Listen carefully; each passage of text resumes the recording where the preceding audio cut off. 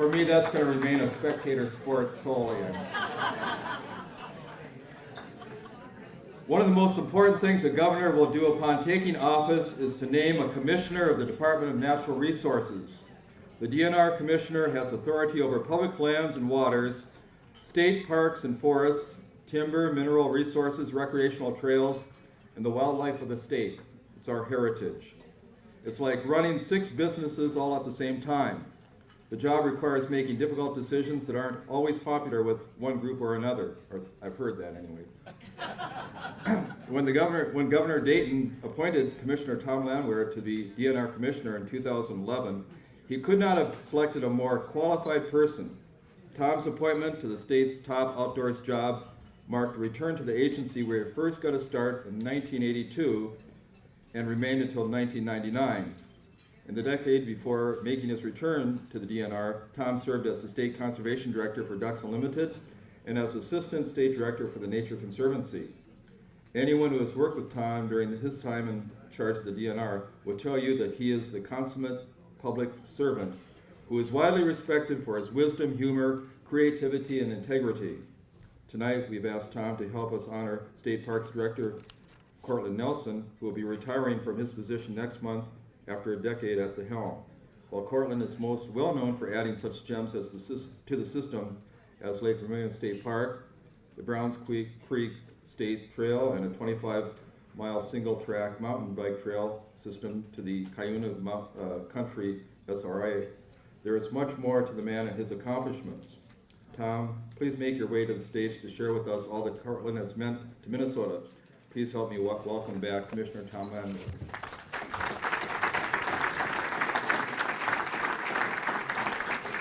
Well, thank you, Mike, and thank you all for the kind welcome here tonight. It is a pleasure to be here. It's a pleasure to see some group like this on its 60th birthday look so good, because as somebody who is staring down 60 years, I'm hoping I'm looking as healthy as you do when I hit that milestone. Round of applause. You know, 2 things I think of when I see that video. One is that is simply not human. And the second thing I see is liability. And Courtland, we got to talk about, you know, the proper use of this place. I think maybe we can level it out a little bit and put some bars up there to eliminate guardrails. I'm thinking that's good, yeah. And a certification program too. So I think we'll take care of the safety hazards here. Well, it is a pleasure to be here tonight, and I thank you again for the time to honor Courtland Nelson. You know, as is true in many fields, it's equally true in the field of conservation. Is this many days, you know, it feels like nothing got done. It feels like you made 5 steps backward and not 1 step forward. And sometimes it takes having to come to a retirement event to really aggregate all that a person has done over their lifetime or a career, and really realize the difference that a single person can make, whether it's a Senator Durenberger or Representative Miggy or any of the individual folks that are in this crowd here today. And so I want to spend just a couple minutes, if I could, just revisiting Courtland's career and some of the things that he's done. It's been my pleasure to serve with Courtland. Courtland predates me back at the department. Courtland has been here for 10 years, but he started out as a seasonal ranger at the Wasatch Mountain State Park in Utah in 1976. Courtland was 18 at the time, or 17, 16, 15, counting back. So Courtland also brings a field perspective, which is really valuable to understand what an operation looks like. He served in various park jobs in Utah and Arizona until 1993. He became the Utah State Division of Parks and Recreation Director in 1993, and then he joined the Minnesota Department of Natural Resources in 2004, so he's closing on his 10th year this year. Over the past 10 years, what he has helped oversee is a significant expansion of our outdoor recreation opportunities, including Lake Vermilion State Park, our newest state park, which is still undergoing development. And somebody wants to have some conversation with Senator Stumpf about that, that would be just great. LaSalle Lake State Recreation Area, just a couple of years ago, added to the portfolio. The Browns Creek State Trail, which is under development right now, will be a critical link to the Metro bike system. And the mountain bike trails at Cuyuna Country State Recreation Area. I have been there. I have actually pedaled on those things. People that drive on those are also crazy because the track is like that. There's a mine pit on one side, there's a tree on the other. I just don't get it, but you know, hallelujah. And several new visitor centers, Itasca State Park, Grand Portage, and the beautiful Telugu State Park Visitor Center that's undergoing completion right now. Hopefully we'll have a grand opening this spring. A phenomenal facility in conjunction with the Department of Transportation as a wayside rest. In addition, you know, one of our concerns is getting people outdoors, and the division under Courtland's leadership has launched some things that have increased visitorship. So for instance, we have seen daily permits go up by 33%. We've seen annual permits go up by 22% in that period of time. Outstanding improvements.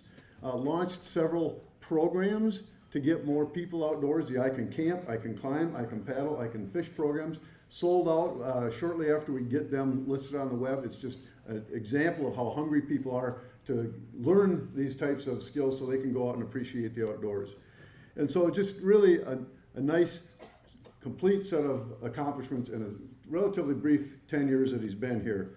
And in addition to that, overseen things like the merger of the Division of Parks and the Bureau of Trails, and adding six water trails, 200 paved state trail miles, and a multitude of public water access. There's a whole bunch of things wrapped up in that division in the 10 years Courtland has gotten here. And so I want to, first off, as a commissioner, and secondarily as a park user, give Courtland a big round of applause for that great work. Stand up, Courtland.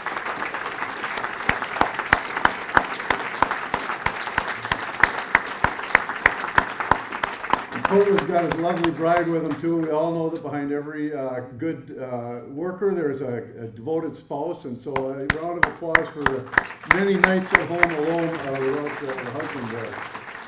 But I also want to acknowledge that, you know, as members of the executive branch, it's our job to sort of implement that which the legislature tasks us with doing, and the legislature decides what to do based in part on the feedback they get from the constituents.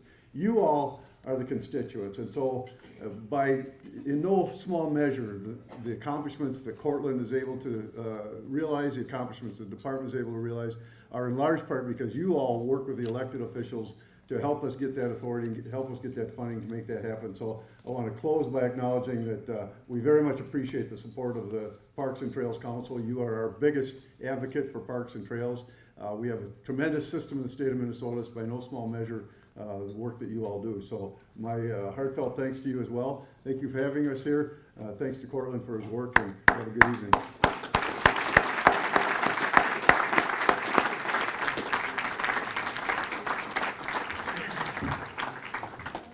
Well, good evening, everybody. Thank you for that honor, that recommendation. I very much appreciate that. I also want to thank Tom.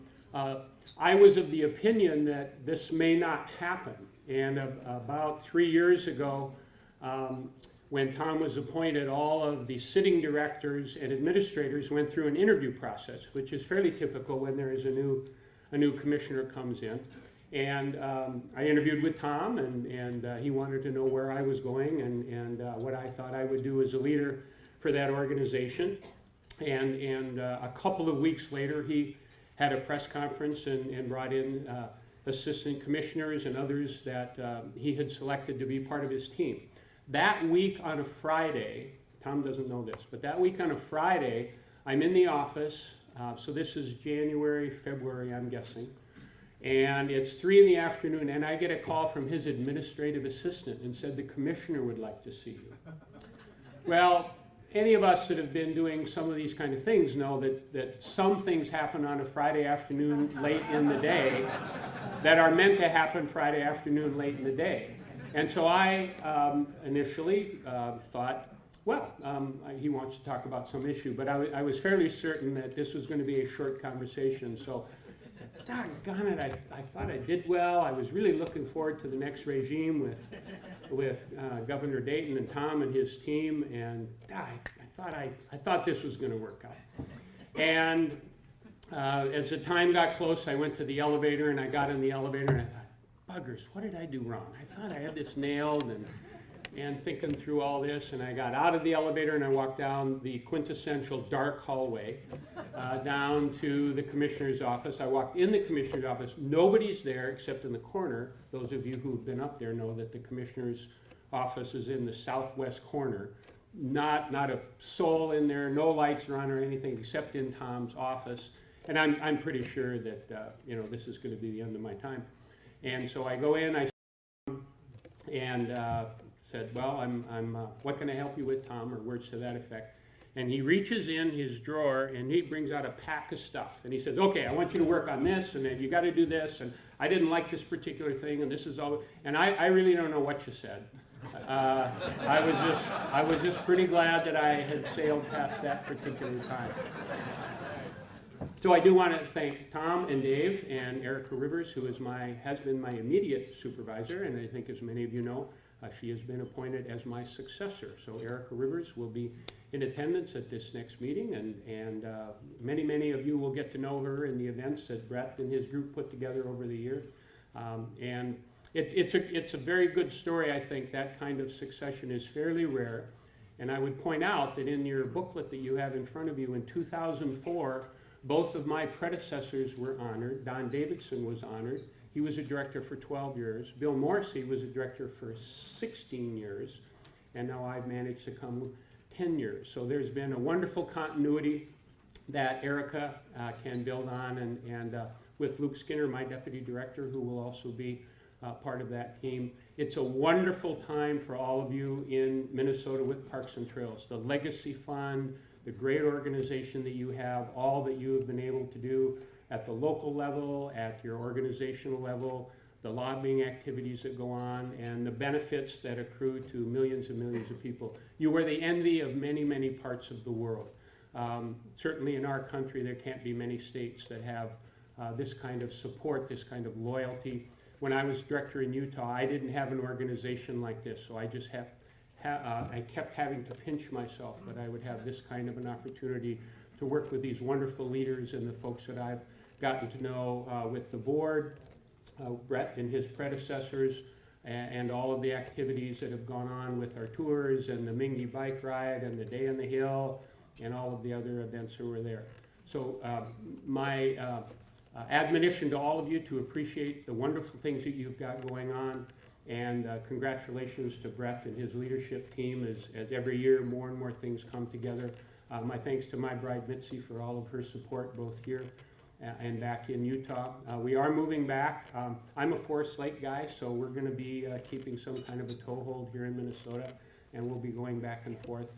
But I also am very appreciative of this organization, all of you have done your tremendous role in creating opportunities in the legislature, with the friends groups, financially, all the support you've given. My great appreciation. Thank you very much.